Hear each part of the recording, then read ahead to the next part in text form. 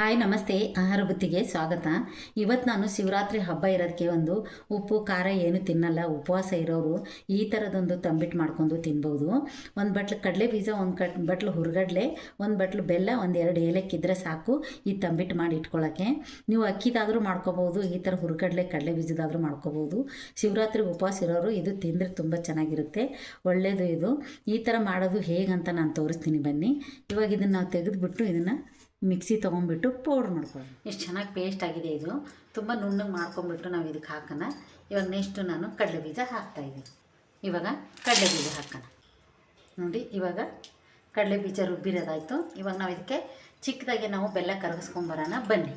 ಇದು ಒಣ ಕೊಬ್ಬರಿ ಮಾತ್ರ ನೀವು ಮಿಕ್ಸಿಗಾದರೂ ಹಾಕೊಂಡು ಪೌಡ್ರ್ ಮಾಡ್ಬೋದು, ಇಲ್ಲ ತುರ್ಕೊಂಡಾದರೂ ಹಾಕ್ಕೋಬೋದು.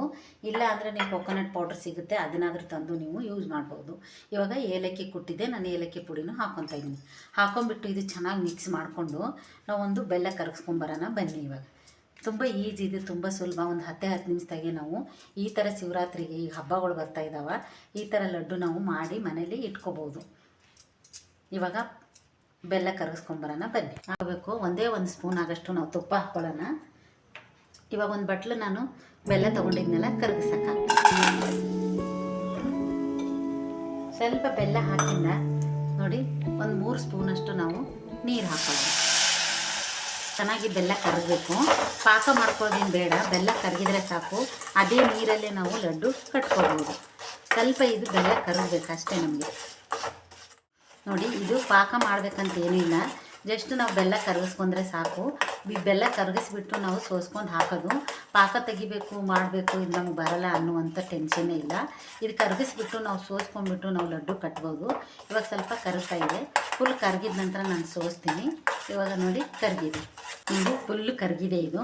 ಇವಾಗ ನಾವು ಸೋಸ್ಕೊಂಡ್ಬಿಟ್ಟು ಲಡ್ಡು ಕಟ್ಟೋಣ ಬನ್ನಿ. ನೋಡಿ, ಈ ಥರ ಒಂದು ಬಟ್ಲು ತೊಗೊಂಡು ನಾವು ಇದನ್ನು ಬೆಲ್ಲ ಕರಗಿಸಿದ್ದೀವಲ್ಲ, ಕಲ್ಲು ಧೂಳು ಇರುತ್ತೆ, ಈ ಥರ ನಾವು ಸೋಸ್ಕೋಬೇಕು.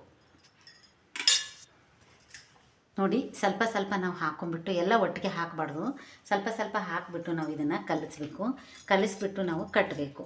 ಜಾಸ್ತಿ ಒಂದೇ ಸತಿ ನೀವು ಉಯ್ಯಕ್ಕೆ ಹೋಗ್ಬಾರ್ದು. ಸ್ವಲ್ಪ ಸ್ವಲ್ಪ ಹಾಕ್ಕೊಂಬಿಟ್ಟು ಇದು ಹದ ಹೇಗೆ ಬರುತ್ತಂತ ನೋಡ್ಕೊಂಬಿಟ್ಟು ನಾವು ಪಾಕ ಬೆಲ್ಲದ್ದು ಕರಗಿಸಿದ್ದೀವಲ್ಲ ಅದನ್ನು ನಾವು ಹಾಕ್ಕೋಬೇಕು. ನೀವು ಪಾಕ ಮಾಡೋ ಟೆನ್ಷನ್ ಇಲ್ಲ, ಸುಮ್ಮನೆ ಬೆಲ್ಲ ಕರಗಿಸ್ಕೊಂಡ್ರೆ ಸಾಕು. ಕರಗಿಸ್ಬಿಟ್ಟು ನಾವು ಈ ಥರ ಲಡ್ಡು ಕಟ್ಕೋಬೋದು. ನೋಡಿ, ಇವಾಗ ಇನ್ನೂ ಸ್ವಲ್ಪ ಬೇಕಾಗುತ್ತೆ, ಇನ್ನೂ ಸ್ವಲ್ಪ ಹಾಕ್ತಾಯಿದ್ದೀನಿ. ನೋಡಿ, ಇವಾಗ ನಾನು ಸ್ವಲ್ಪ ತಣ್ಣಗಾಗಿದೆ. ಇವಾಗ ನೀಟಾಗಿ ಎಲ್ಲ ಮಿಕ್ಸ್ ಮಾಡ್ಕೊಂಬಿಟ್ಟು ನಾವು ಇದನ್ನು ಲಡ್ಡು ಕಟ್ಟೋಣ. 10 ನಿಮಿಷದಲ್ಲೇ ನೋಡ್ಕೊಂಬಿಟ್ಟು ನಾವು ಬೇಗ ರುಬ್ಬಿಟ್ಟು ಈ ಥರ ಬೆಲ್ಲ ಕರಗಿಸಿ ಹಾಕ್ಕೊಂಬಿಟ್ಟು ನಾವು ಕಟ್ಟಿ ಇಡ್ಬೋದು. ಈಗ ಎಲ್ಲರಿಗೂ ಶಿವರಾತ್ರಿ ಇದೆ, ಇವಾಗ ತಕ್ಷಣ ಕಡಲೆ ಬೀಜ ಕಡಲೆಪಪ್ಪ ಇದ್ದರೆ ಈ ಥರದೊಂದು ಲಡ್ಡು ಮಾಡಿ ಬಾಕ್ಸಲ್ಲಿ ಇಟ್ಕೊಂಬಿಡಿ. ನೀವು ಒಂದು ವಾರ 15 ದಿವಸ ತಿಂಗಳುಗಟ್ಲೆನೂ ತಿನ್ಬೋದು. ನೋಡಿ, ಇವಾಗ ಕಲಸಿರೋದಾಯಿತು. ಈ ಥರ ಕಲಿಸ್ಕೊಂಬಿಟ್ಟು ನಾವು ಸ್ವಲ್ಪ ಸ್ವಲ್ಪ ನಮ್ಗೆ ಎಷ್ಟು ಬೇಕು ನೋಡಿ ನಾವು ಲಡ್ಡು ಕಟ್ಕೋಬೋದು. ನೋಡಿ ಎಷ್ಟು ಚೆನ್ನಾಗಿ ಬರುತ್ತೆ ಅಂತ. ನೀವು ಬೇಕಂದರೆ ಇದಕ್ಕೆ ನೀವು ಎಳ್ಳು ಹಾಕ್ಕೋಬೋದು. ನಾನು ಎಳ್ಳು ಹಾಕಿಲ್ಲ, ಎಳ್ಳು ಸ್ಕಿಪ್ ಮಾಡಿದ್ದೀನಿ. ನೀವು ಬೇಕನ್ಸಿದ್ರೆ ನೀವು ಎಳ್ಳು ಹಾಕ್ಕೋಬೋದು. ನೋಡಿ, ಇನ್ನೊಂದು ಉಂಡೆ ಕಟ್ಟಿ ನಾನು ತೋರಿಸ್ತೀನಿ. ಎಲ್ಲನೂ ಇದೇ ಥರ ಕಟ್ಟಿಬಿಟ್ಟು ನಾನು ನಿಮಗೆ ಲಾಸ್ಟ್ಗೆ ಲಡ್ಡು ಮಾಡಿರೋದು ರೆಡಿ ಮಾಡ್ಕೊಳ್ಳೋಣ ಬನ್ನಿ.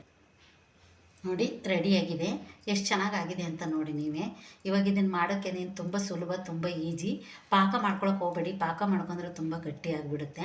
ಸುಮ್ಮನೆ ಜಸ್ಟ್ ಬೆಲ್ಲ ಕರಗಿಸ್ಬಿಟ್ಟು ಹಾಕ್ಬಿಟ್ಟು ನೀವು ಮಾಡಿದರೆ ತುಂಬ ಚೆನ್ನಾಗಿರುತ್ತೆ, ಟೇಸ್ಟು ಸಖತ್ತಾಗಿರುತ್ತೆ.